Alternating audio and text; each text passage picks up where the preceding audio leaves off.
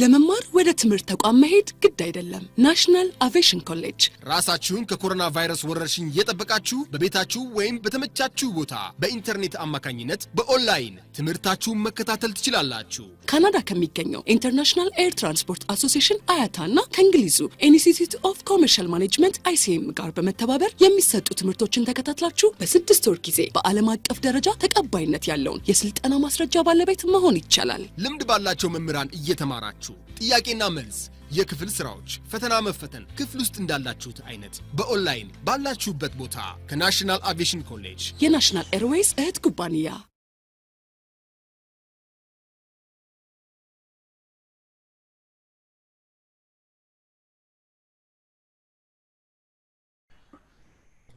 Our discussion today is about organizational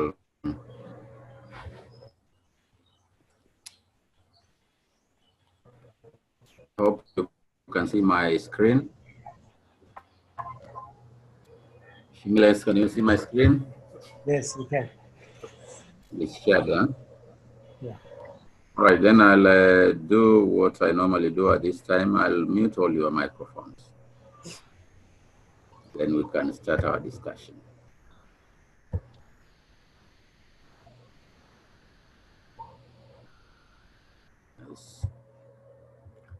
Okay, so we are now concerned about organizational design and structure. Remember, we've done most of the works of trying to establish what is corporate strategy and how to come up with corporate strategy, a good strategy, how to implement that strategy, how to derive value from that strategy. Now, we are moving now to the last part of our discussions. That is, I think, chapter 4, so from your course outline, which has 2 items. There's organizational design, and then later, I think next Thursday, we'll be talking about change, and maybe today we can discuss about change. I don't know the timing. And then strategic leadership.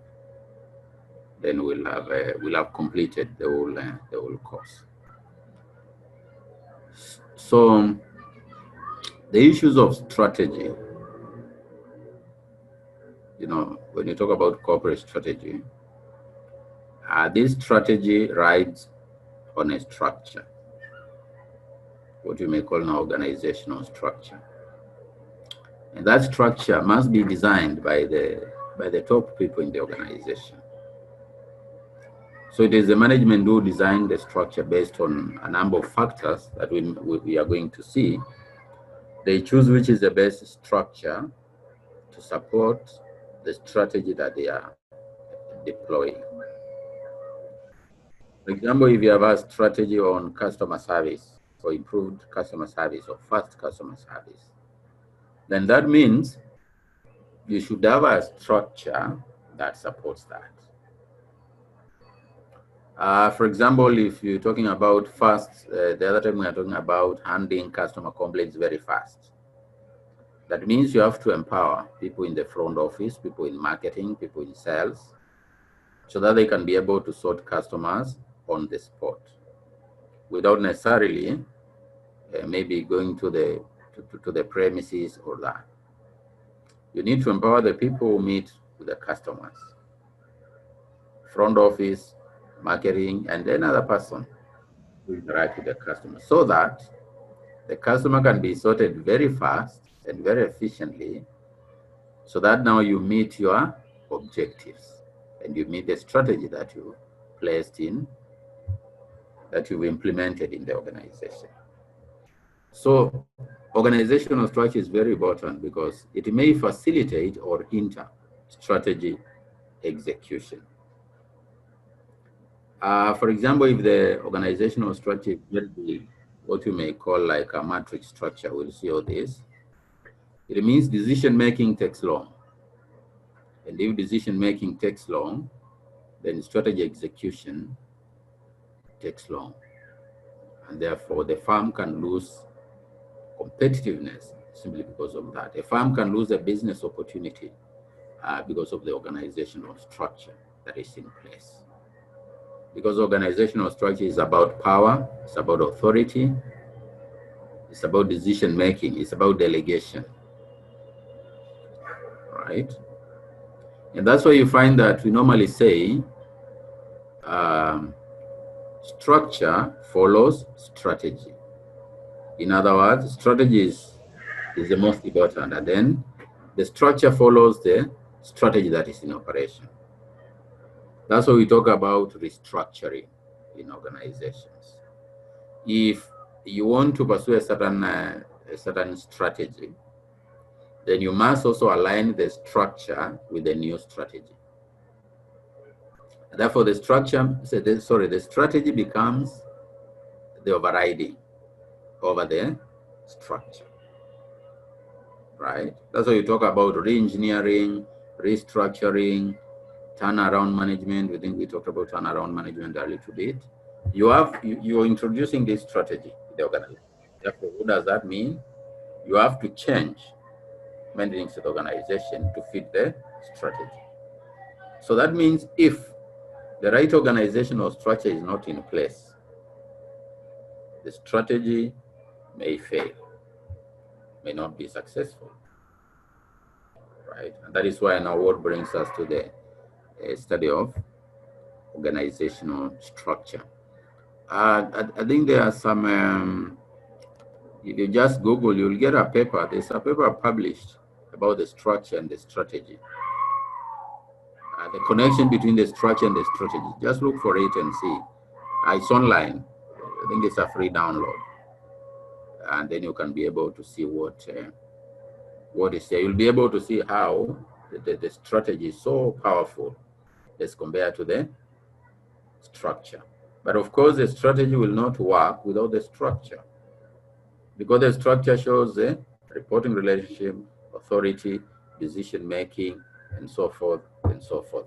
For example, now in the case of COVID, we are still discussing about COVID still there. Now, in most government organizations, or let's say universities for this matter, in most government universities all of Africa are taking long to make a decision on how to move forward. A number of them up to today, 2 months down the line, they have not done much, maybe on online teaching or online study or online engagement, because of their organizational structure, bureaucratic organizational structure, matrix organizational structure.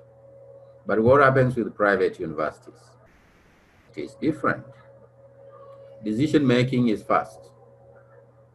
Today, the chancellor of our university can decide today, of a private university, that we're going to start online teaching. Get the necessary approvals, get all the necessary licenses, learning within a week, within 2 weeks, starts. But that's different from a public university. I am also sure in your organization, in your country, in most other African countries, the structure, hinders the strategy from being implemented and executed. And that this is how powerful the structure is, although not powerful than the strategy.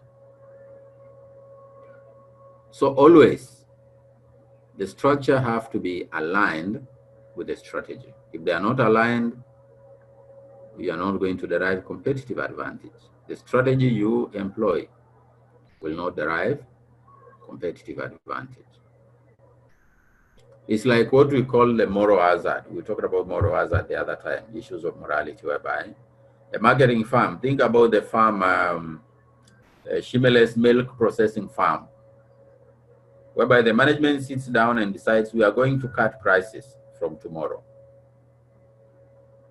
From maybe 30 beers per liter to 25 beers. That's a management decision. That's their strategy, pricing strategy, low cost strategy, right? The reason they are doing this is to make sure that they sell more, because maybe there's competition or there's what they want to achieve. So if they do an analysis, they realize if you sell 25 beers instead of 30 beers, we are going to sell more units or more liters of milk, and we are going to make more profits than selling 30 bears, right? But of course, you know, there is a structure in that organization. That is the top management. They communicate to the middle management. The middle management communicate to the lower level management. The lower level management communicate to the staff and the salespeople who are in the market. So somebody has to go to the market and sell milk at reduced prices, right? But if the salesmen are not morally upright, they will still go and sell at 30 birr per liter, but submit 25 birr to the company, then pocket 5 birr.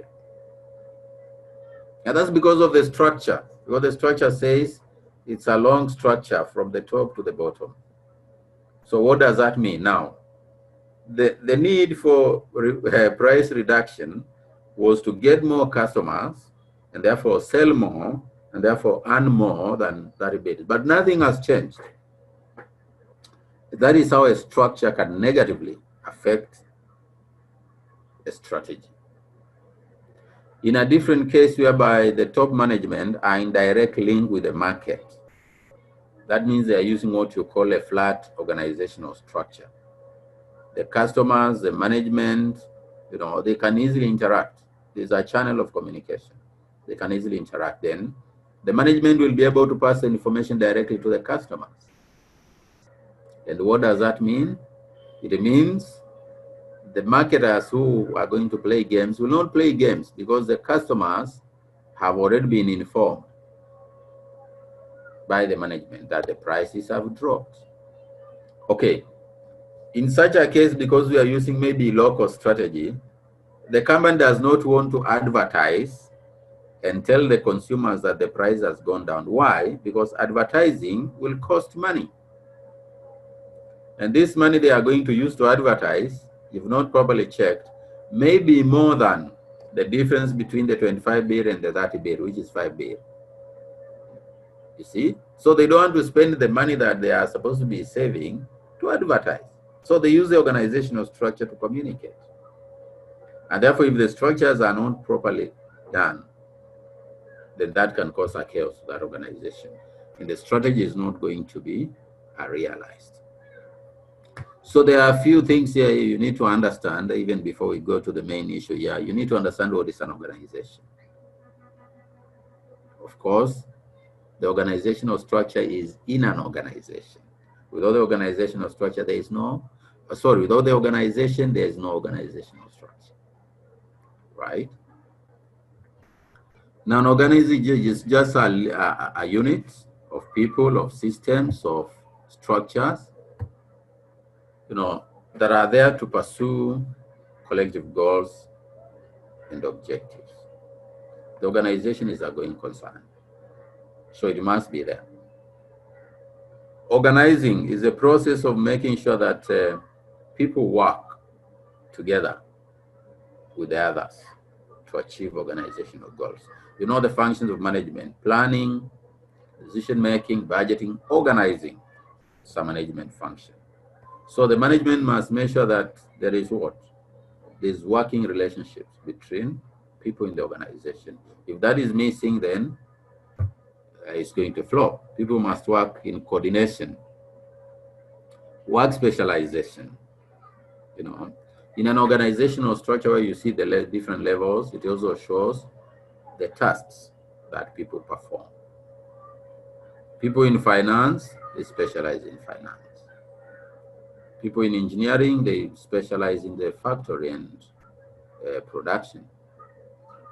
People in human resources, they specialize in, you know, making sure that the welfare of the people is good. So these are tasks, you know, that are divided in the organization and that are very, very important for the organization to be able to perform its functions.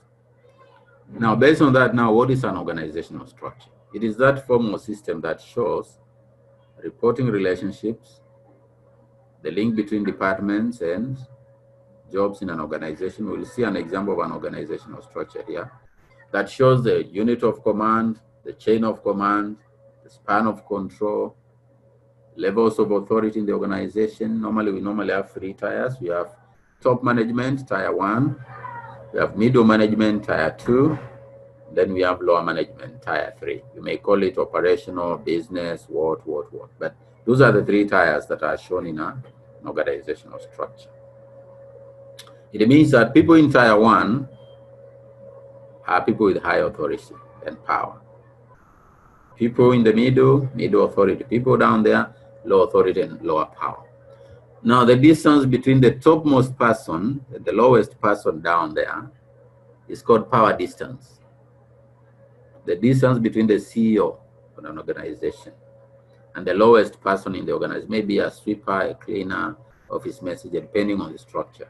That is called power distance in an organization.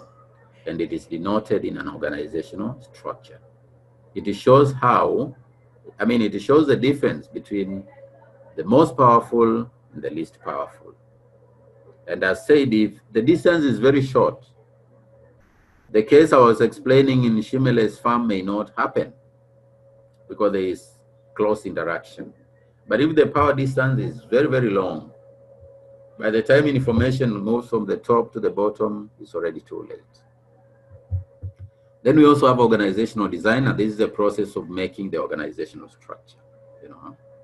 Process of constructing that organizational structure. That is done by management.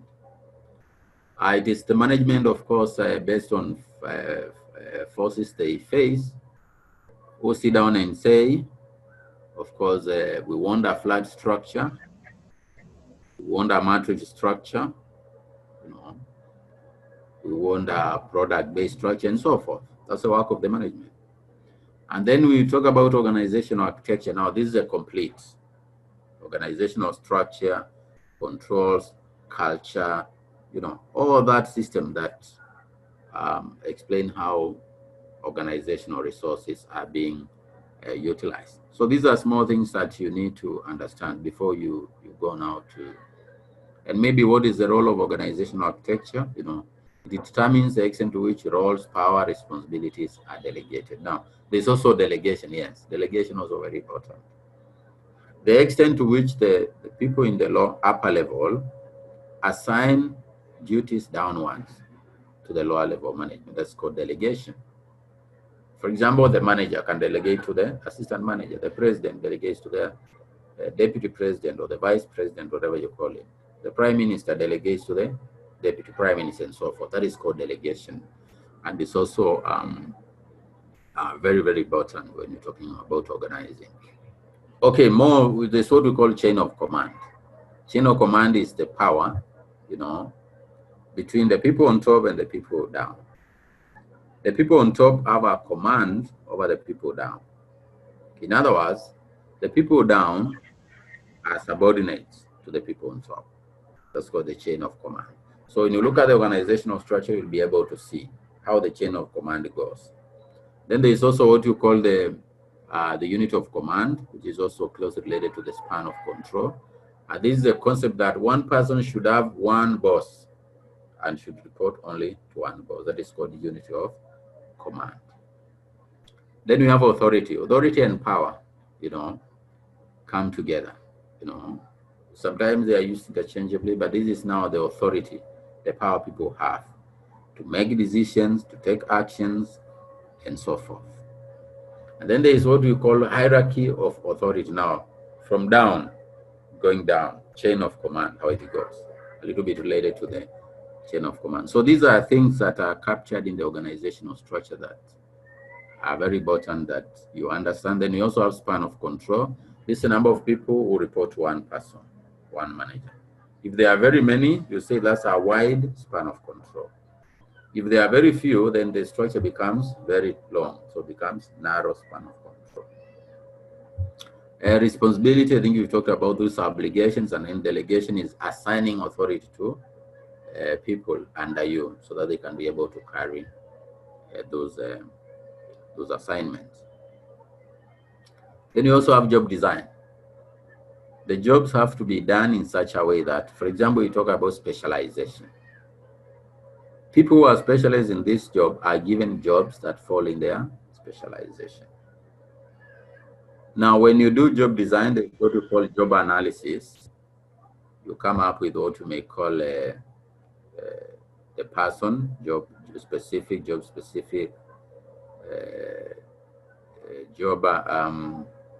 description, person specification is also a part of design. The design shows what is supposed to be done and by who. For example, you use job design to allocate jobs in the organization based on the qualification of the people, based on the ability to do the work. Then there is also a division of labor.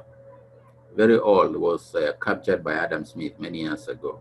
You know, I think we've talked about division of labor just up there. Making sure that people are given tasks which they understand.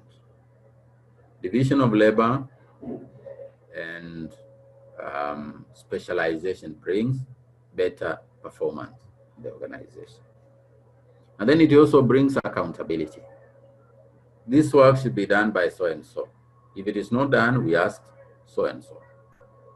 That's division of labor. Brings accountability. And then there is also what you call job simplification. This is making the jobs easier to perform. Maybe using tools and equipment. Supervisor should always make sure that the jobs that people do are simplified as possible without basically missing what? The job specification. The job specification has to do with now the job design, what is supposed to be done. Make it simple, but don't lose the activities. For example, if it's an accountant, he's supposed to balance books of accounts. He does not need to have a manual calculator. You can have an app, accounting app, that the accountant can be able to use. Spreadsheet or custom-made computer programs that can be used for that purpose. If you're calculating salaries of your employees, taxes, net income, and so forth, you don't need to work the whole day sweating yourself. You only need a small app that can be able to do that, and that is more of job simplification. The app will still do the same job that the person will do, but it will be more efficient. So these are key things that are very, very important before we go. Then there's job enlargement, job enrichment. Job enlargement is to make sure that the jobs are wide enough to avoid boredom and fatigue and repetition, right? For example, if you're a mechanic or if you're a driver, you can be used to do mechanic jobs. If you're a driver, you can be given mechanic jobs. If you're a mechanic, you can be given driving jobs, because a good mechanic knows how to drive, and a good driver understands simple mechanics, right? Same as job enrichment, making the job enticing, you know, putting ingredients in the job so that it is also not monotonous, and increase the degree of responsibility, make the employee happy in this undertaking. So all these are, then we have line manager, staff manager. These are all important things. I think we need to go to the main issue of our study, job characteristics in terms of variety. For example, now when you talk about job enrichment and job enlargement, you are playing with the variety of the job. You are playing with the task identity.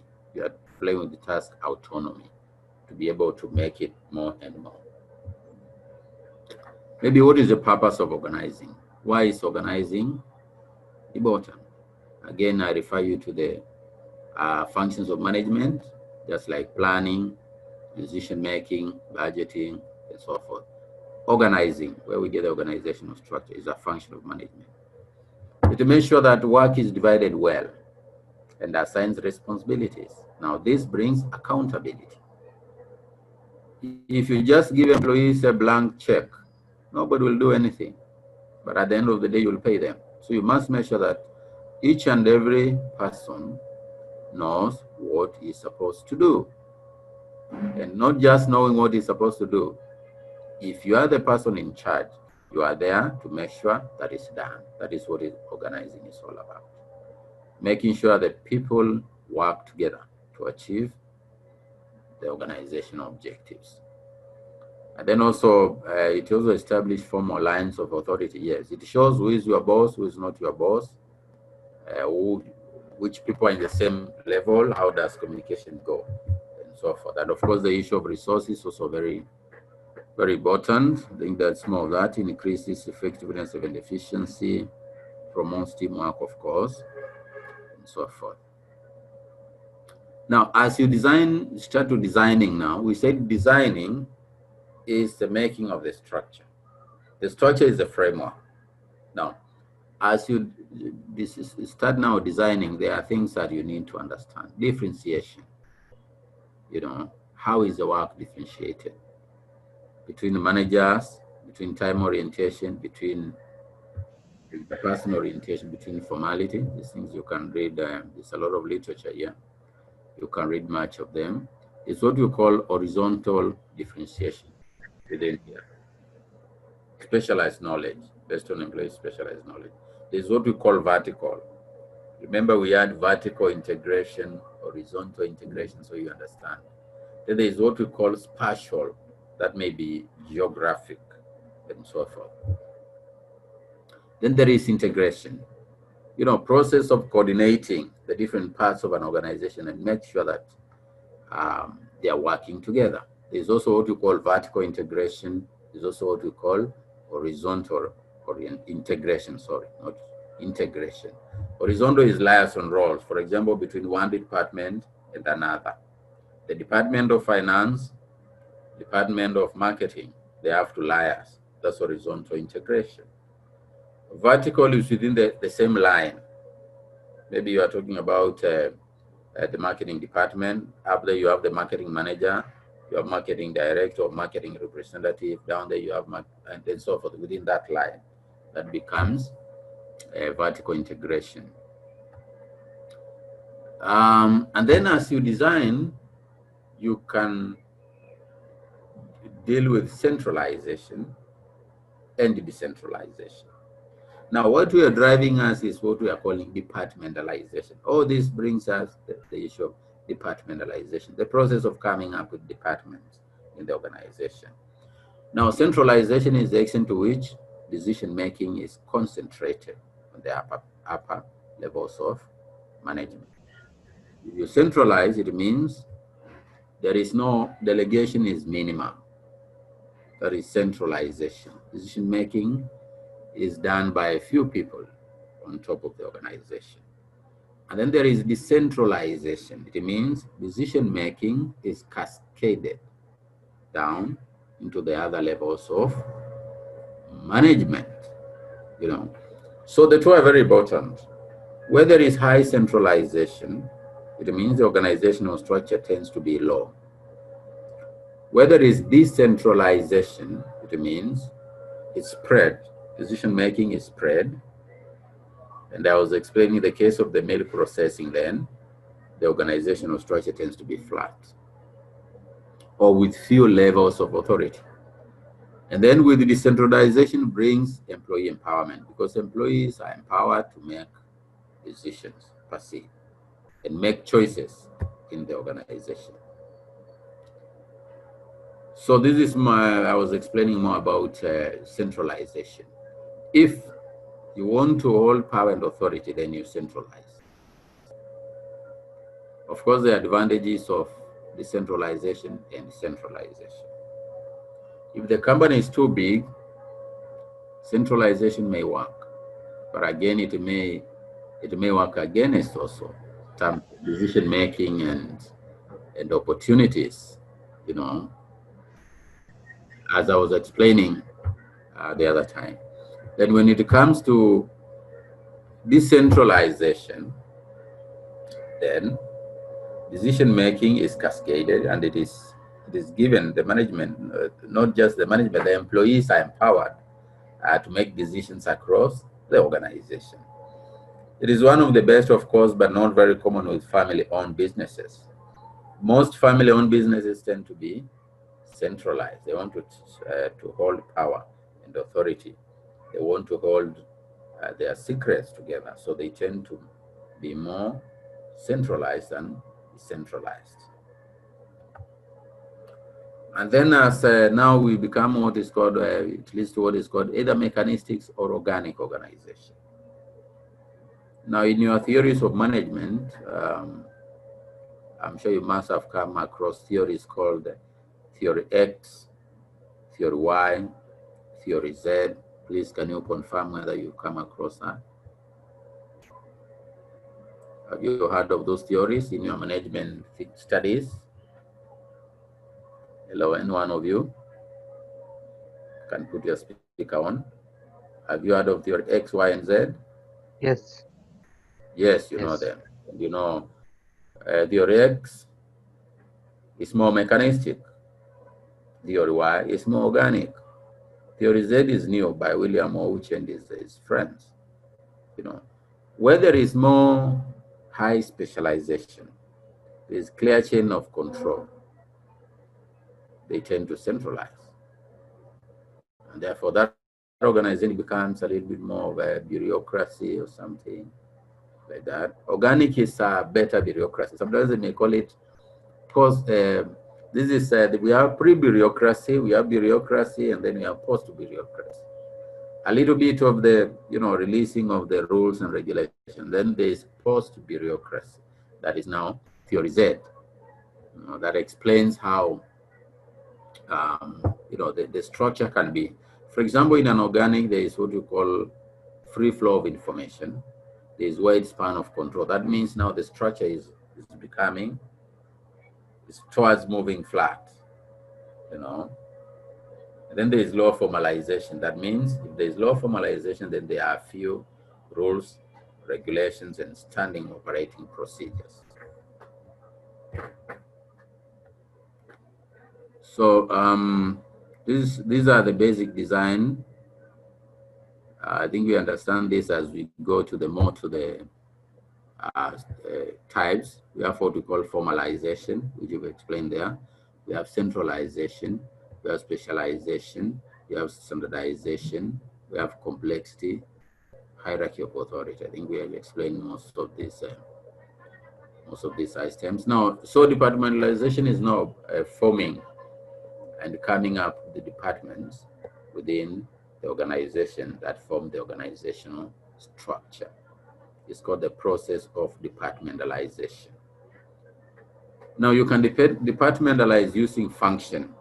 For example, the functions that are covered in the organization. That's why you go and find accounts department, that's a function. You find production department, that's a function. And therefore it becomes a department. You'll find a process, maybe a manufacturing process, that becomes manufacturing department and so forth. You can use a product. The other time we are talking about Coca-Cola. You use Coke as a product. Use Fanta as a product, it becomes a different department. We also have Dazani, it can be a different department. You can use customer.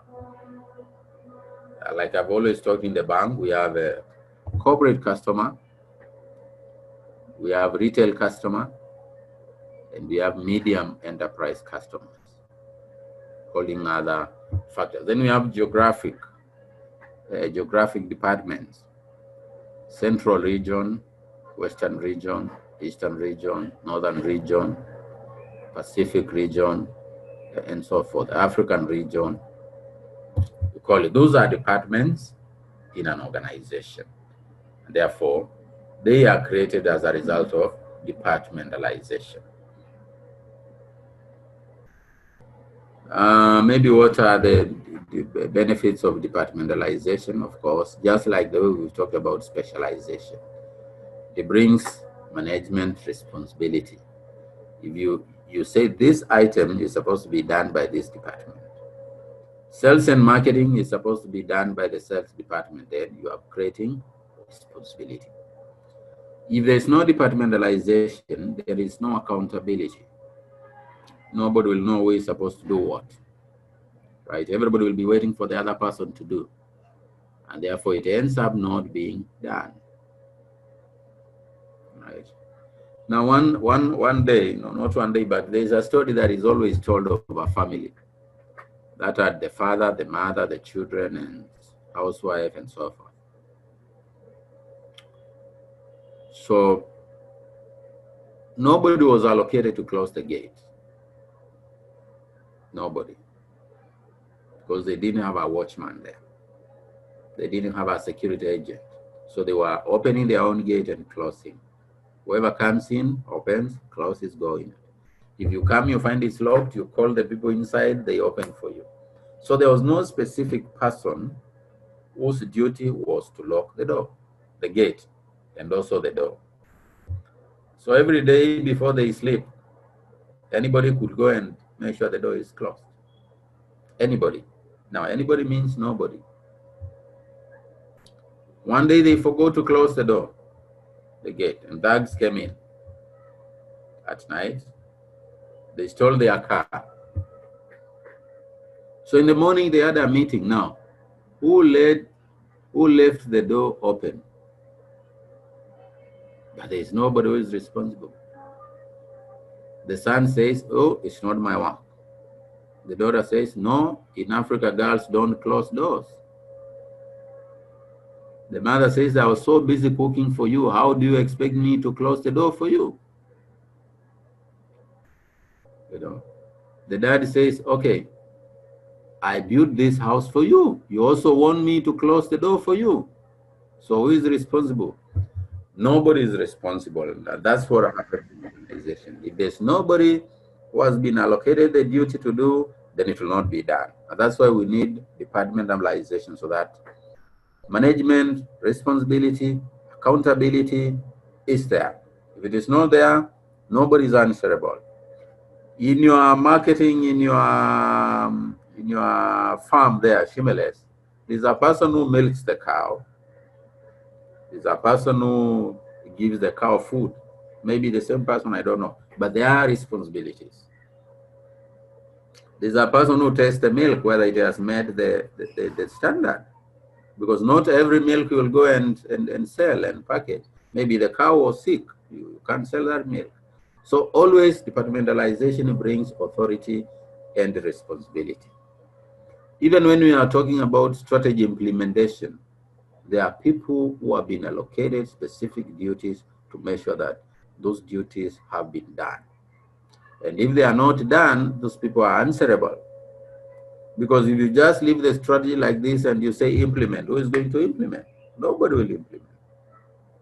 That's why we also have strategy implementation, not implementation, but evaluation and control. We want to see, okay, did you do your work? Then how did you do it? If you didn't do, then you must answer why you did it. And that is the purpose of organizing and centralization, to make sure that there is accountability, there is responsibility within the organization. And of course, to make sure that supervision is facilitated. Things are done. Of course, there are disadvantages of that. Okay, let me go straight to the types of, okay, what are the factors affecting organizational structure? What determines? When you are talking about designing an organizational structure, what affects that organizational structure? These are just a few. We have the organizational environment. You've done environmental analysis and you know very well. Talk about technology, very important. You talk about human resources, very, very important. You talk about strategy, very, very important. And now you can see how powerful strategy is, because it is the one that shapes what? The structure. So among the factors that shape the structure. Maybe just to look at a few. The organizational environment. You've been exposed to this for quite long, you know. The structure must fit the environment, must fit environmental changes, right? We don't need to talk much about this. Just like the way the strategy also fits to the environment, what we call strategic alignment. The structure cannot work outside the environment. Remember, the environment is very powerful. For example, when you do pastel analysis, right? Economic factors. Right now, as we are talking about job cuts, job losses because of COVID. That's an environmental aspect. That means whether our 5 managers, 2 at home, either working from home or working from home in quotes. I think you understand me. Either they are working from home or they are working from home in quotes. Now, working from home means you just are working because of your safety. But working from home because of this, it means you've been laid off because there's no job. And environmental forces have seized your job. Therefore, that means you have to do restructuring, right? Because if the organization is not doing business, how is it going to maintain the staff? It may not work, right? So you find the structure will be shaped by the environment. What is happening in other farms? For example, if you find a manufacturing farm, depending on what it manufactures, it needs to have a strong, functioning manufacturing department, headed by, most likely by an engineer, not just anybody. And that is what the environment dictates. If you are mixing chemicals and all that, it needs a qualified chemical engineer, right? If you're in the service industry, you may not need an engineer, not necessarily. Suppose you're operating a school, like now National Aviation, may not need an engineer per se, maybe IT engineer, but not just a chemical or mechanical engineer. The same strategy we've talked about is this operating thing that drives organizational structure. Strategy follows structure. Where the strategy goes, the structure follows there. If the strategy says diversification, the strategy must be redone to fit diversification. If the strategy goes retrenchment, the structure must follow retrenchment. If the strategy follows strategic alliances, the structure must be redone. If the structure says global expansion, you must have global managers to manage those firms, far away from the local managers and so forth. Then you have technology, very important. Technology is the skills, tools, equipment, computers, machines that are available. Although technology is also more of an environmental factor, but here, because of its power, it can be discussed alone. Still under the pestle, the T, technology and so forth. Maybe types of technology, no. And human resources, very important, the people, the employees. Remember, the organizational structure basically shows reporting relationships, power, authority between people, and of course the managers. If you are using a lean structure, you have very few managers. You'll have few departments. If you are using a matrix structure, you'll have many managers, many people, many departments, and so forth.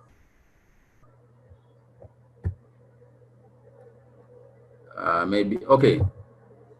Now, based on that, of course, plus very, very many other factors. I think you have looked around 5 factors, but you can also add many there. Things like the mission, vision also affect the structure. The objectives of the organization, the values, and so forth. But what are the major types of organizational structures?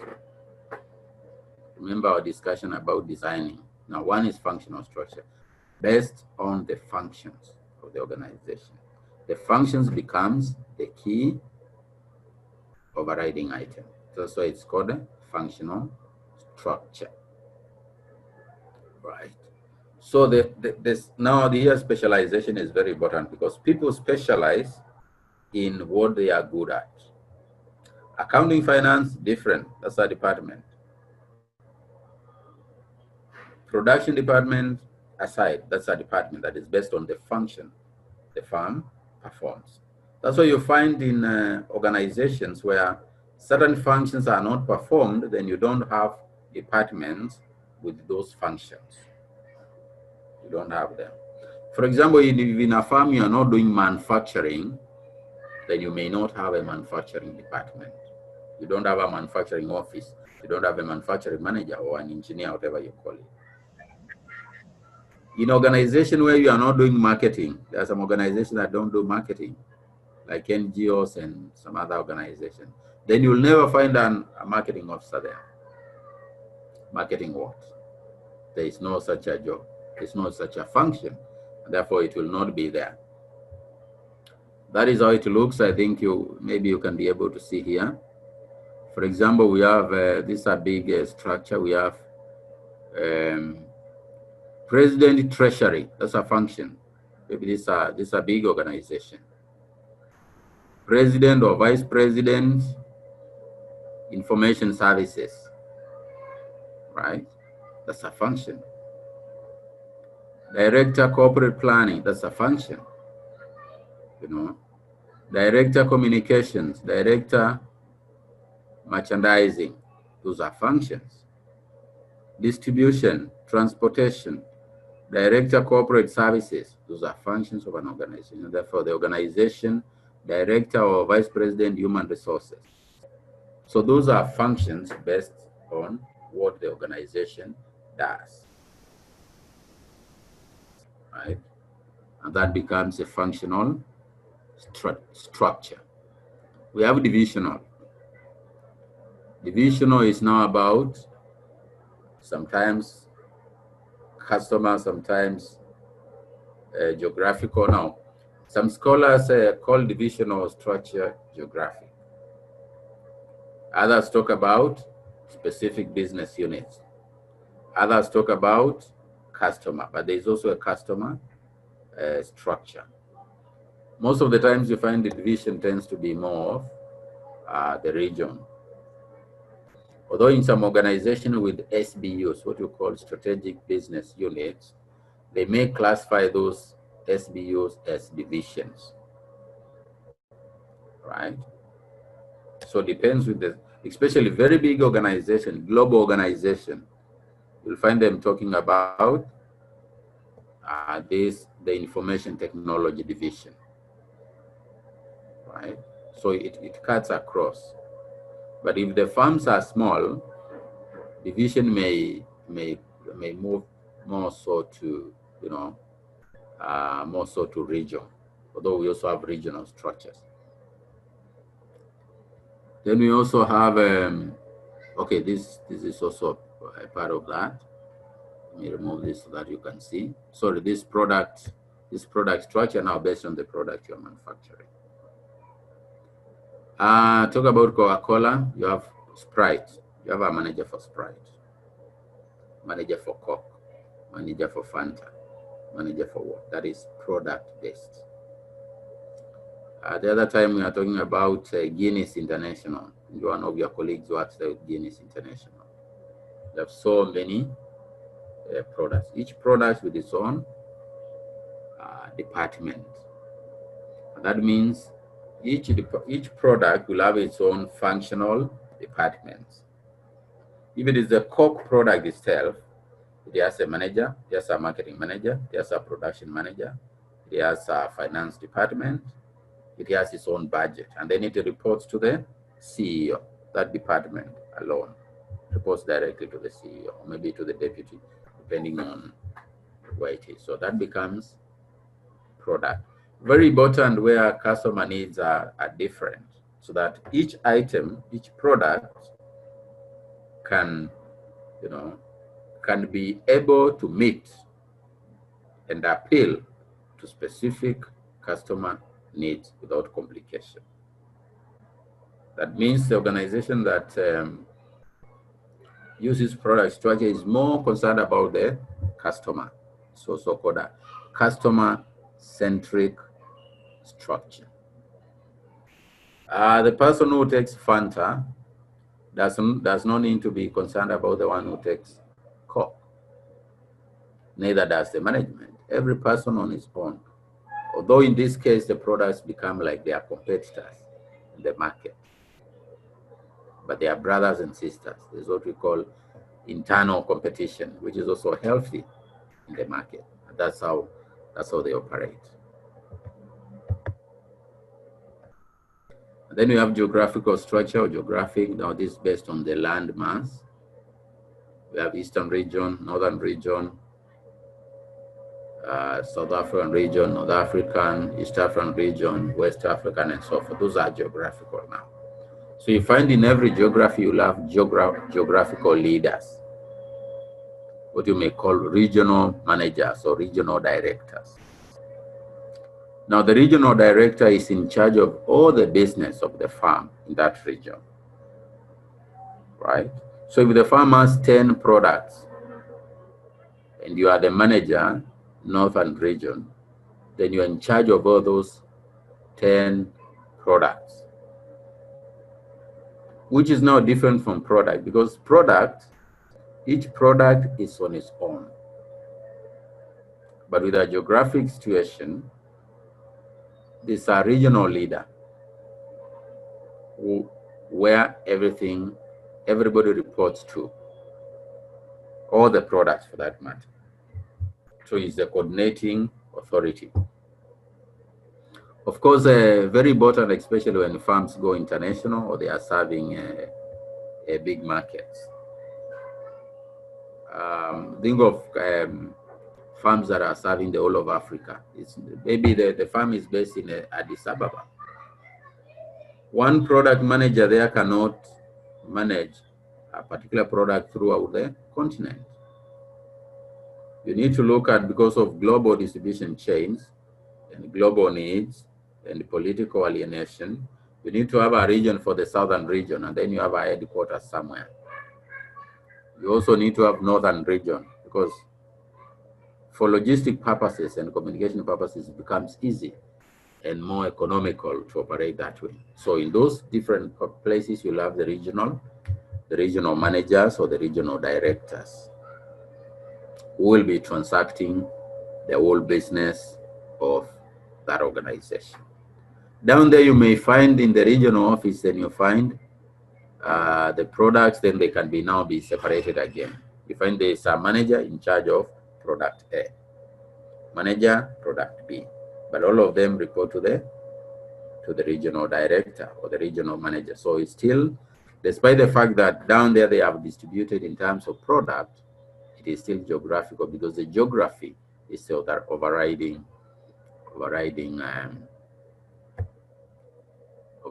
item. Then we have the market or the customer, again, very important. We said some scholars call it division, but it's better to call it the market or the customer. Remember, there's a slight difference between the product and the customer, right? For example, when you go to the bank, you find corporate lobby. It's a customer. It's not based on the product. You find retail banking. It's based on customer. So all the retail customers, that is you and me, we are going to transact. We're transacting a different lobby, right? All the corporate customers, those are the organizations now that bank in that particular bank. They have their own lobby. That's more of a customer structure. So you find the corporate lobby, people will do withdrawal and deposits. The withdrawal and the deposits are products, right? The withdrawal and the deposits are the products the bank is selling, but their structure is based on the customer. When you go to the retail lobby, you find you and me, we are depositing, we are withdrawing, but it's based on the customer, especially where customer needs and wants a little bit vary. Of course, you know, in most banks, they give a lot of priority to corporate banking because of the volumes of transactions. Remember the 80-20 principle. Most of these corporate customers transact a lot. There are few, but they transact a lot. Retail customers, there are very many, but they transact little. Okay, this is an example of an organizational structure of a product system. You can see. Product division. I hope you are seeing my screen. Washing machine and dryer division. Lighting division, television and stereo. It's a product system. Right? The product that is being offered in that organization. And then down you may find functions. And then you have geographic structure. You have northern, western, southern, eastern. I think I explained this. So under those geographic divisions, you find the regional people who report to the functions. So you find there is marketing, there is finance, there is engineering, all report to the northern region. And then there is also market structure here. Now that is based now on the customer. The market is a customer. We have large business customers. Those are what you may call corporate customers. We have small business customers. You may call them SMEs, small and medium-sized enterprises. You may have educational institutions, yes. For example, if you have many schools in the region. And then you have retail customers. Those are called the individual customers. So there is a manager for each of these items. There's a manager, retail customer. There's a manager, educational institutions. Hoping that they are not classified as the SMEs or the large businesses. There's a manager, small business, customer like that. And under each one of them, there are the different functions that take place. If it's a bank, withdrawing, deposit, loans, and so forth.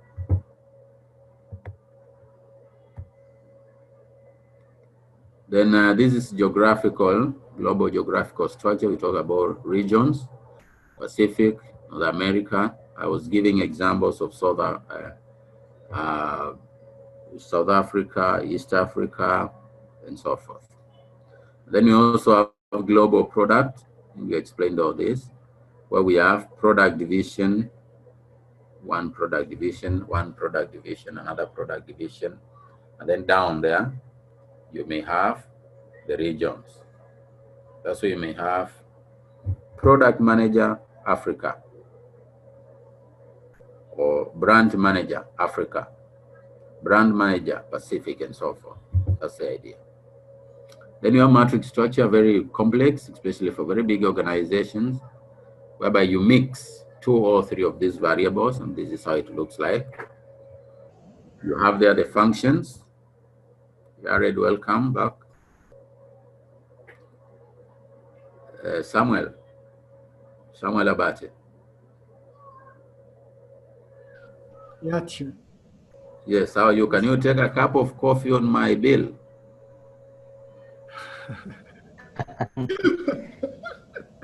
Yes. Take a cup of coffee on my bill, and then I'll sort that later, right?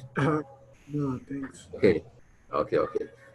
So now this is a matrix structure, complex. It's very key in very big organizations when you have the products, and then you can mix that with functions. You can see the hierarchy. Okay, these lines I should have done them dotted. There's what we call line authority, like engineering going down here. That is line, right? So it means, for example, team product A, that is product A, reports as engineering, as marketing, as product design, as research, as manufacturing, right? Now, remember, those are product managers. For each of these products, there's a manager. But on the other side, you have the managers for the functions. So they mix together like this. Sometimes it becomes challenging because of communication. Team manager product A may say this, but the engineering manager says this. There may be conflict. Which one do you follow? But very common in big organizations. Small organization may not have this. Then you have product or project team. This should be project team. So you have a project, a certain project you are doing. You have engineering, you have sales and marketing, you have design, you have research. Then down there you have the manufacturing unit. So again, within the project, there's a manager. You can see the big circle is a project team manager. And you also have manager engineering on top. You have manager sales. You have manager product design. You have manager research and extension. Although it's called a product team, but the best name is a project team. For example, now if you are making a new product, you know, the making of a new product is a project that lasts for some time, and then after that it is no longer a new product, right? So we also have what we call toll structures. Now, toll structures can be any of what we've talked about, but the distinguishing factor is that they are high, this long power distance. Of course, we explain what that is. Toll structures, let me see, they look like this. You see now, the span of control is very narrow. Very few people are reporting to one person. That's a toll structure. There are 7 levels. In most organizations, especially family-owned, you may find this. So they may not be as much as efficient. They may be going towards bureaucratic. Remember, we also have bureaucratic structure and so forth. And then you have flat. Flat means few levels of authority, like this one now. You can be the CEO is there, and in fact, even this one should have been more flat. The more flat it is, the faster the decision making. And when it is flat like this, it means there is sharing of power and authority, right? It means employees are more empowered, because employees can easily also make decisions on their own. Then you have virtual structures. These used now the internet, whereby, like now what we are doing virtual. This is a virtual class. You may have different departments in different parts of the world, but operating as if they are in the same office. The way we are operating as if we are now in the college there. So you may have a manufacturing in Africa, marketing in the US, those are departments. You can have another maybe engineering is in Germany. That's what you call a virtual structure. And people operate as if they're in the same office, but they are far away from that office. So of course, the advantages and disadvantages to that, they operate as if they are working face to face. There are different types of this. There's also what you call boundaryless organization is also part of this, and you can read much about this. There's also what we call this virtual organization. There's what we call networked organization. There's what we call modular organization. Or these are different types of interrelationships and connections that you can study, including bureaucratic. You need to add it here. Okay, I think those are the major organizational structures.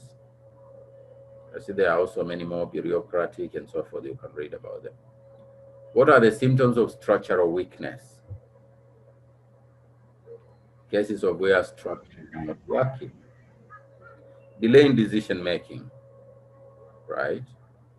If the hierarchy is very long, matrix structure, very tall organization, there's a delay. That means the structure is not working well. You need to be redone. Poor decision, poor quality. It means people are making decisions without the right information.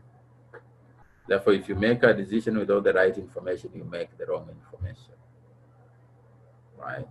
Lack of innovation, lack of response to change. It means people are not in touch with what is happening. There is lack of coordination. High levels of conflict. For example, in matrix structures, we tend to have a lot of conflicts, but of course they are sorted because of the command. Many people, you are reporting to more than one person, therefore becomes a challenge. Oh, is it? Okay.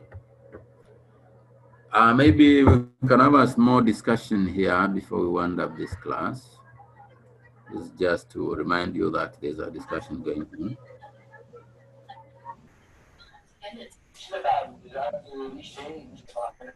It's a reminder.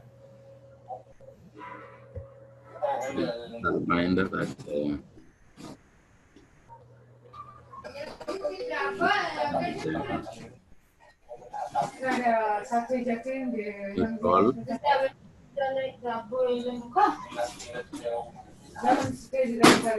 just a reminder.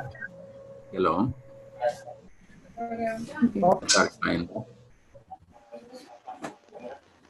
that we have a slight discussion here.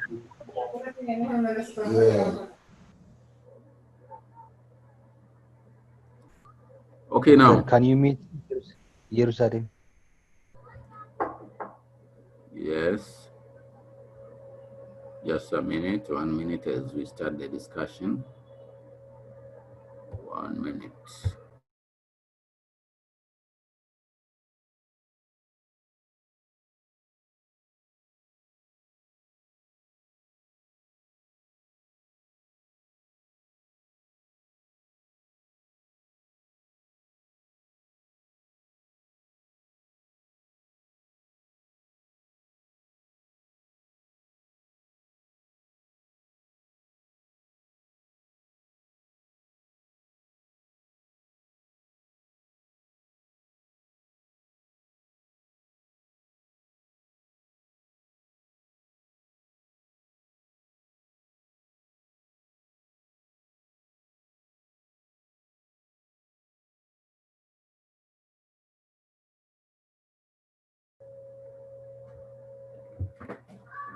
Okay, yes, now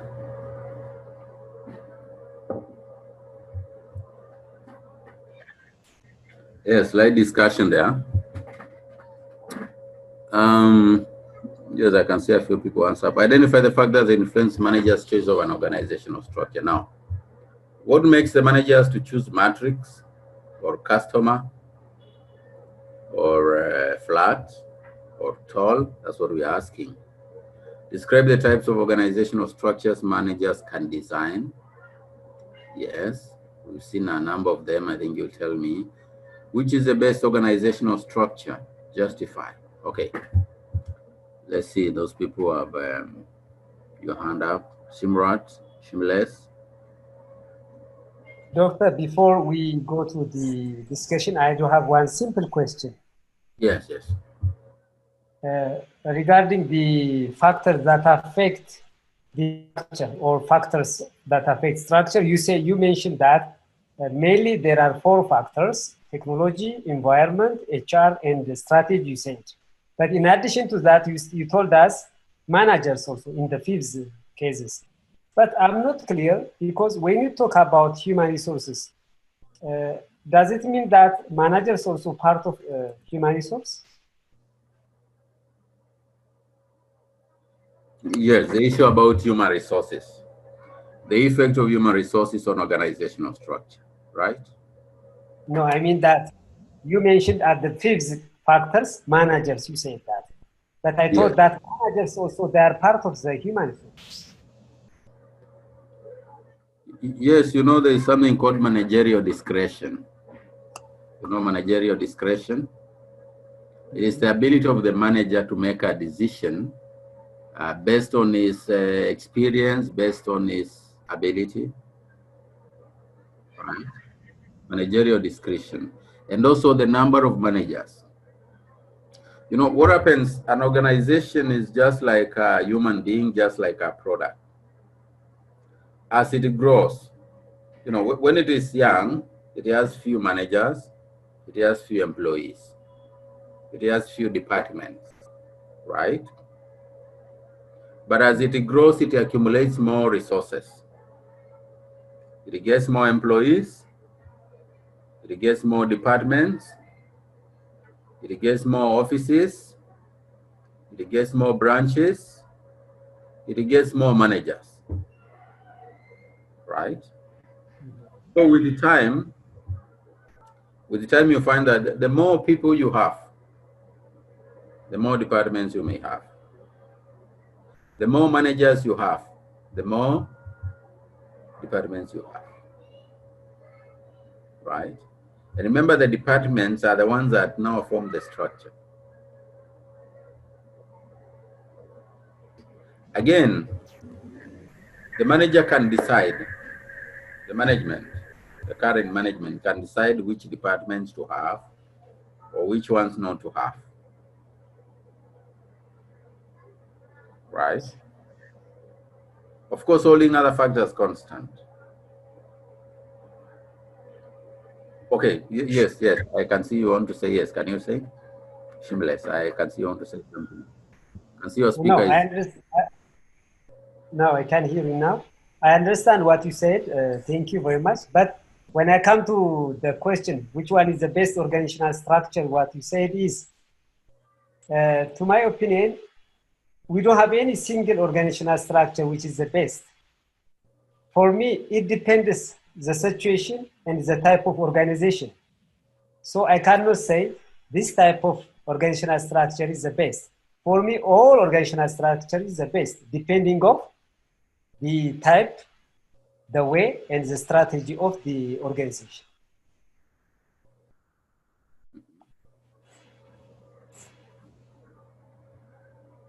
Yes, another observation.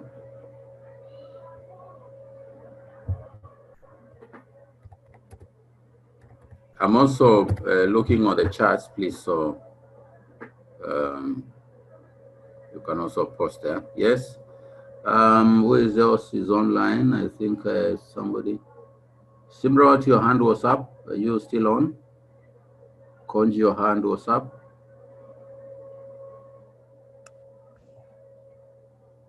Samuel, your hand was also up.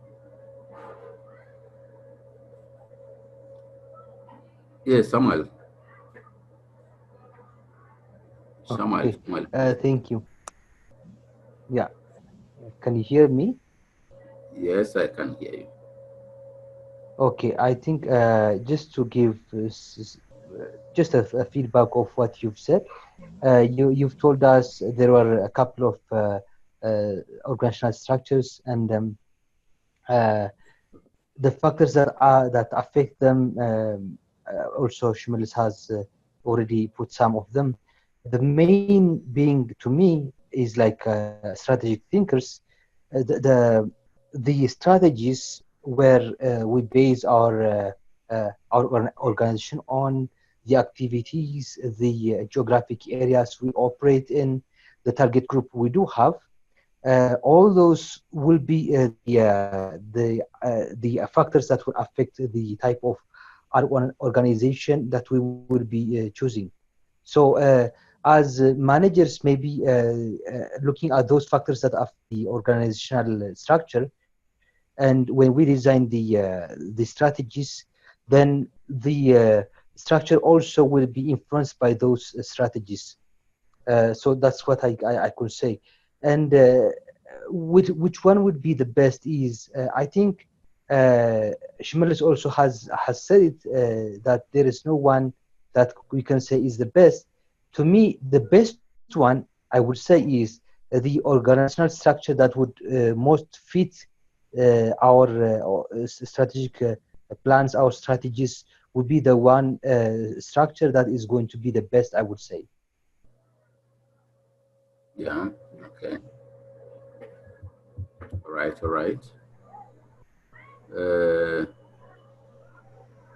Samrawit?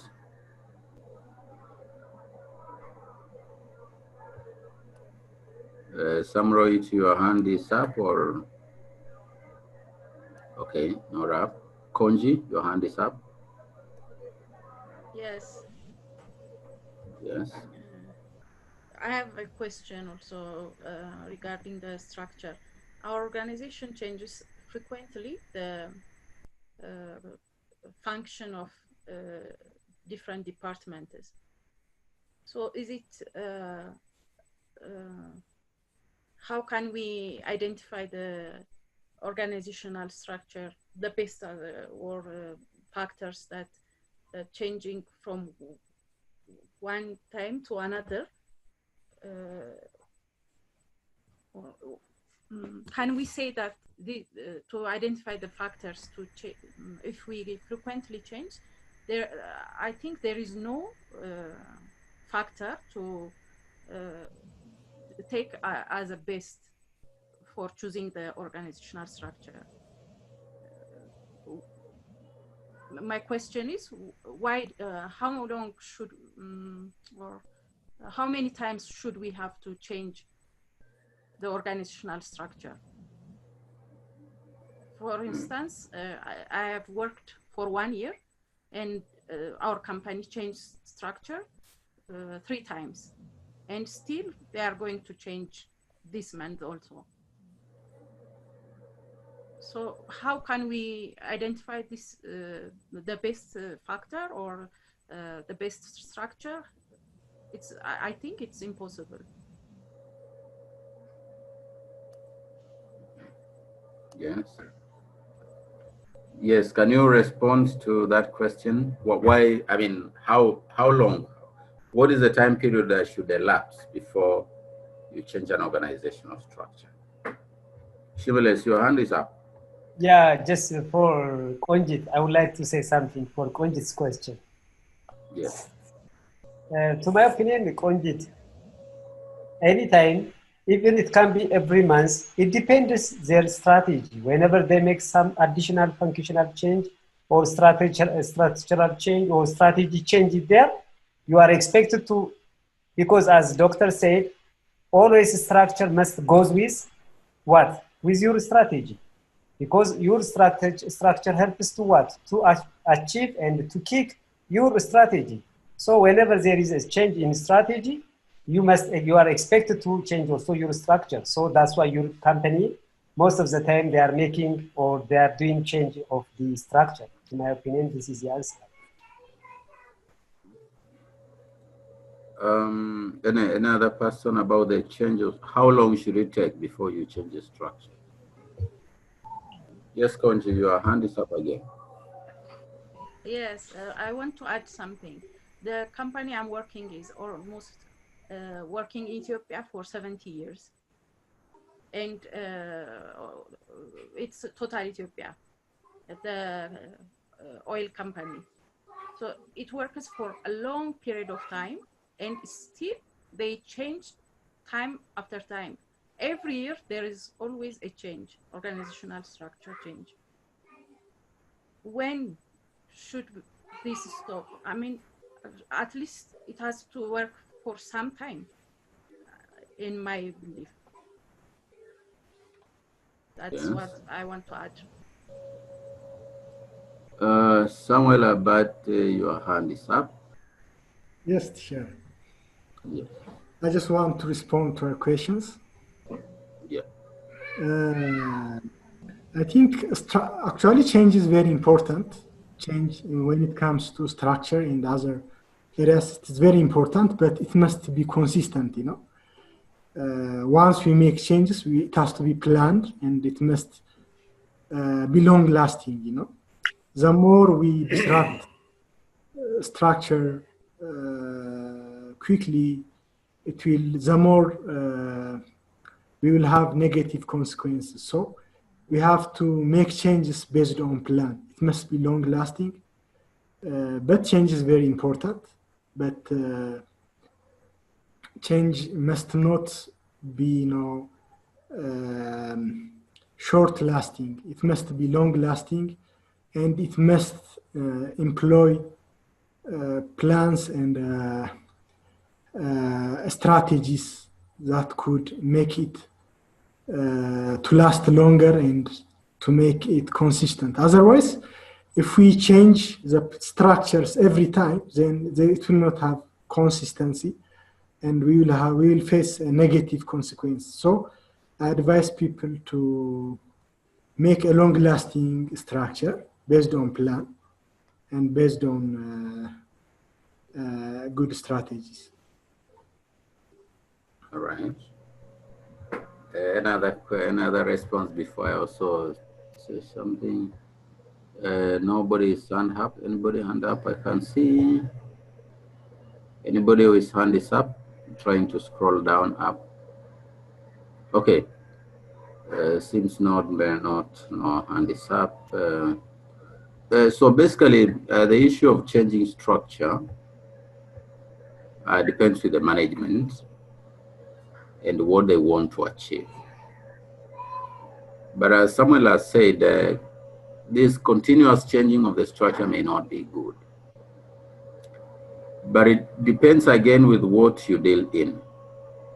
For example, if you are dealing with seasonal business, you may be changing quite often, but not major change. Because if you do very major changes, it may bring instability.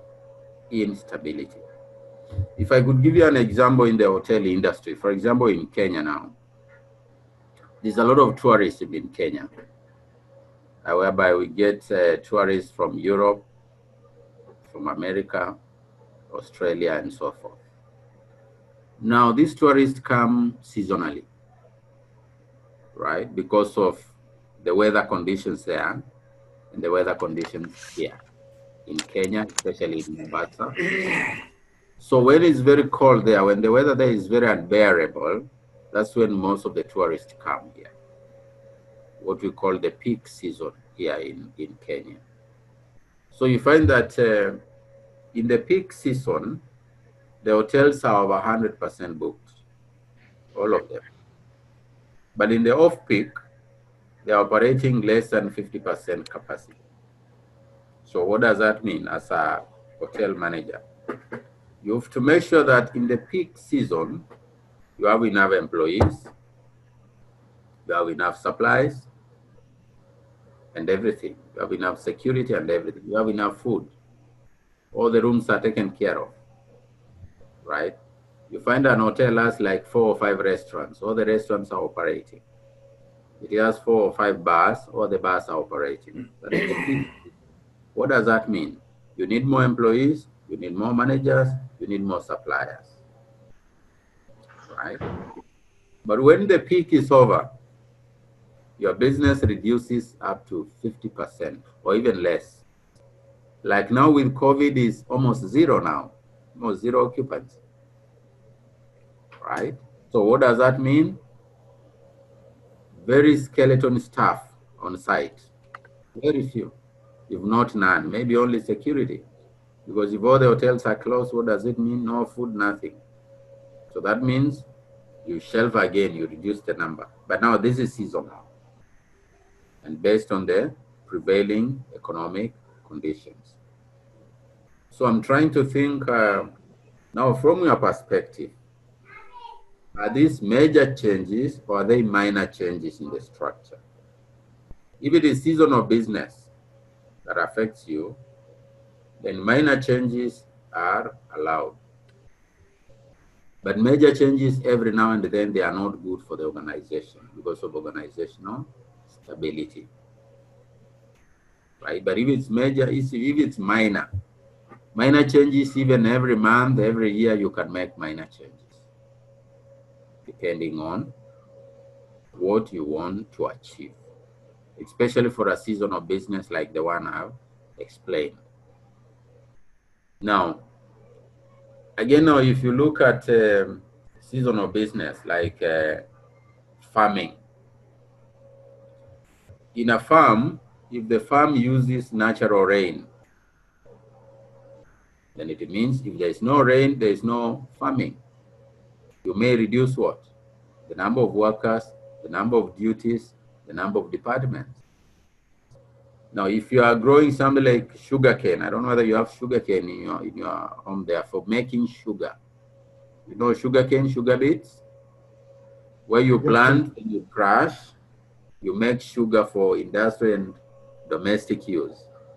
Now, sugar takes around 18 months to grow. So you find if you don't plant well, sometimes you'll have no sugar to crush. So you find this period no sugar because of the weather conditions. So factory closes down until a certain period, you know, if it's agricultural and if it's seasonal business. But if it's a continuous business that is evenly distributed within the year, then it is not good for a lot of changes. They are not good. a lot of structural changes are not good, unless they are minor. If they are minor, fine. I hope we've answered your question. But again, you asked, for how long will it take? There is no end to restructuring. Even a farm that is 100 years today is doing restructuring because of changes in the environment, right? So there is no limit, there is no end to restructuring. There's no end completely to restructuring. Okay, another question. Any other question, please?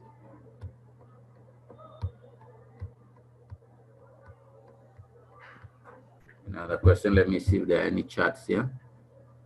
Of course, I know this kind of restructuring every now and then brings instability, especially to the employees. Employees are not very happy with a lot of movement up and down. Move from this department, go to this department is not good for the employees per se. But remember, we said that employee interests subordinate organizational interest, isn't it? So that means if it is for the better of the organization, then the restructuring will take place. Like the one I've explained for the hotel industry, seasonal business. It is good for the organization. If business is low, close some departments. If business is doing well, open those. Let me see a few questions here. Let me address a few questions here. Flat structure is the best as decision can be made fast. Yes, it's the best if you want to do decisions fast, right? But flat structure may not operate for a big organization. Suppose you are talking about Coca-Cola International, which is a global firm. You know, flat structure may not work. If you are talking about a firm that has operations in the whole of Africa, a flat structure may not work because of the different environmental concerns. People in South Africa, East Africa, West Africa, North Africa, Western Africa, their consumption patterns might be different. Especially if now we are talking about soft drinks. In one part, now we are in the cold season, the East African region, so we consume less cold drinks. Maybe in South Africa, it's warm, so they consume more. Their consumption patterns are also different. You go to West Africa, you find they're also in the cold season, so consumption is less. You go to North Africa, they're in the hot season, so there is high consumption. And again, still inside that, you find in the North African region, they may take more Fanta than Coke, right? In the East African region, they may take more Crest than Fanta. So all those environmental factors are the ones makes the structure to be adjusted. And therefore, that's why you may find that same structure may not work for each and every organization. Even there in Addis, you'll be shocked when you go to organizations, even related organizations. You go to the Bank of Ethiopia, you go to the commercial bank, you find their structure differently, despite the fact that they are in the same industry. You may go to National Aviation College and go to the University of Addis Ababa, all of them are colleges, or you go to Rift Valley University, just next there, but you find their structure are different. So those factors we have talked about, and especially management discretion, are the ones that will determine how the structure will be. Another question.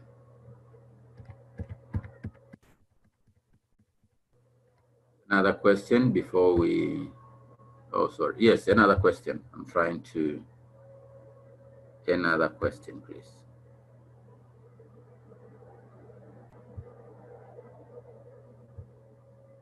Any other question?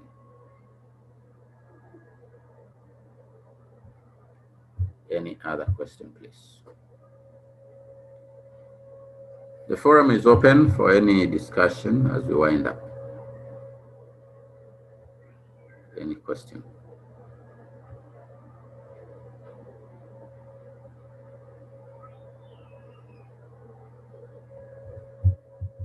Any question? I think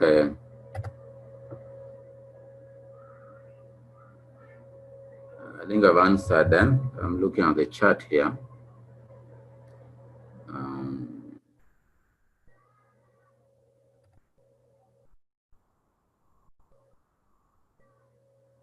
Yeah, I think I've answered. This one is done. Meeting, yes, please.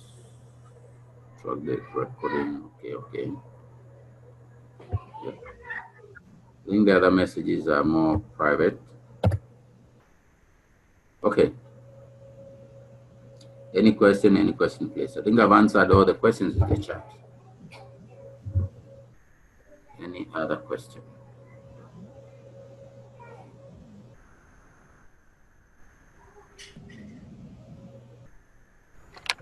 Okay. Being no other question, I think we can call it off. Being no other question, we can call it off. So we meet on Thursday, and we wind up learning on Thursday, right? Okay, okay, let me ask, how are you doing with other units? Are you almost finished or still much?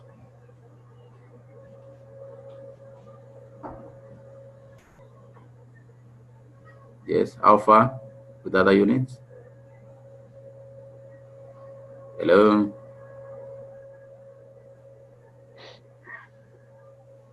Yeah, which units, sir? The other units, the other subjects you are studying, or you only have this only? No, we only have one, this one. Oh, this one? Well, Oh, yeah, we're right, winding up. Yeah, it's only yours. Oh, sure. All right, fine. There's a chat here, let me see.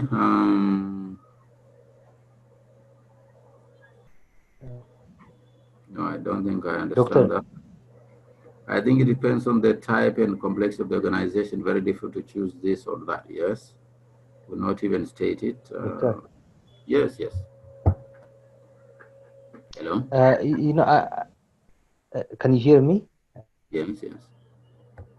You had partially discussed it earlier, but I was doubting if I have to ask you this one or not. Like you've been telling us about the structure.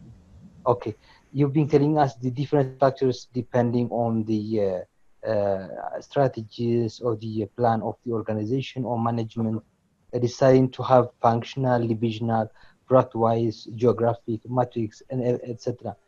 So I'm just asking where we have a company or organization whereby it's an international or even it's a national one, but which has a combination of several structures. Like the company might have, for instance, functional structure, but then in some could it have a divisional or product-wise kind of structure? And would it be beneficial if that happens, or is it more cumbersome and difficult to implement? I'm not getting your question well, please. I'm not getting it well. I'm not getting it. Yes. Just to repeat it in summary, yes. Assuming you have a company which is a national one, I would assume maybe Coca-Cola, which is an international company, which has a certain kind of structure within the company. But then, depending on the Ethiopian factors, the case of Ethiopia, which has a different one, could it have a different type of structure for just for Ethiopia and not for the whole company? Yes, it's very possible. I don't know in your study whether you studied a unit called Global Strategic Management or Global Management. Now, okay, I'm saying that because I teach it somewhere else. I was teaching today about global management. And what happened is that the environmental forces there in that foreign market are the ones, or rather they will determine the kind of structure you have, right? For example, if the market is sparse, sparse means far away, far apart, right? Far apart. Yeah. As compared to if the market is concentrated, it is together. You can have different structures. If the market is concentrated in one region, for example, now the whole of Ethiopia, and you're only having your product in the northern region, then the structure may change. If you have your market in the northern, in the central, in the western, and the eastern, then you'll also have to capture for that, right? Now, if you're coming from now, like the other time you're talking about Safaricom is coming to Ethiopia. It has several products. It may come with only one product, right? That means the structure in Kenya will be different with the structure in Ethiopia because they have come with one product. Remember here, if it's product, they have 5 products, maybe, for example. But if they come there, they come with only one product. So the structure will be different, right? Again, how are they going to enter into the market? There are different ways of entry. They can start by exporting its products. Export, then have a local distributor, right? If they export and then give the work to the distributor, remember vertical integration, then they don't market in Ethiopia. So the distributor is the one to have the structure for there, which is different from what we have here. If they go for manufacturing, then the structure again will change. They'll need a production manager, they need a marketing manager, and so forth. But if they go through exporting, they don't need to produce, therefore they don't have a production manager. Now, if they have a strategic alliance with a firm there, we talked about strategic alliances, then what does it mean? The agreement will show how they are going to operate. Maybe the partner will do marketing and advertising. This one will do production here. So the structure changes again. So it's very possible to have a different structure in a foreign market than the home market. Even within the country itself, it may be possible to have a different structure for different products or different geographical regions. Sure. Another question before we wind up.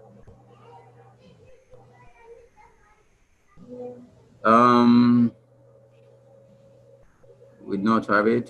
Samuel, no, I don't understand that unless you translate. Samuel Abate. Just I'm responding to Shimel's. I'm not asking. Okay. All right. Okay, then I think we can wind up this class and we'll meet on Thursday. Thank you, Doctor. Good night. Hello, Shimles, you want to say something? All right. Okay, fine. Bye. I think we can meet. Okay. Bye. Thank you. Good night, Doctor. Okay, good night. በትምህርት ከፍ ብሎ መብረር ይቻላል። ናሽናል አቪዬሽን ኮሌጅ የናሽናል ኤርዌይስ እህት ኩባንያ ከከፍተኛ ትምህርት አግባብነትና ጥራት ኤጀንሲ ሙሉ ዕውቅናን ባገኘንባቸው በማስተርስ ዲግሪ ኤምቢኤ በስትራቴጂክ ማኔጅመንት፣ ኤምቢኤ በባንኪንግ እና ፋይናንስ፣ ኤምቢኤ በቢዝነስ ሊደርሺፕ፣ ኤምቢኤ በሪስክና ኢንሹራንስ፣ ኤምኤስሲ በኢንተርናሽናል ትሬድ እና ኢኮኖሚክስ ዘርፎች በእውቀት ለመቅረጽ የበቁ ፕሮፌሰሮቻችን አረንጓዴ መብራታቸውን አብርተዋል። በነገራችን ላይ በኬንያ ሀገር ከሚገኙ ስመጥር ዩኒቨርሲቲዎች በሚመጡ ፕሮፌሰሮች የትኩረት መስክ ትምህርቶቹ መሰጠታቸው ልዩ ያደርገናል። በምርጥ የትምህርት ስርዓት የተገነባው ናሽናል አቪዬሽን ኮሌጅ በመጀመሪያ ዲግሪ በአቪዬሽን ማኔጅመንት፣ በሆቴል ማኔጅመንት፣ በአካውንቲንግ እና ፋይናንስ፣ በማርኬቲንግ ማኔጅመንት አስተማማኝ ትምህርት ይገቢውና ራስዎንና ሀገሮን ይለውጡ። አድራሻ 22 አደባባይ ወደ ሾላ በሚወስደው መንገድ ላይ ናሽናል አቪዬሽን ኮሌጅ የናሽናል ኤርዌይስ እህት ኩባንያ ህልሞን እውን ያደርጋል።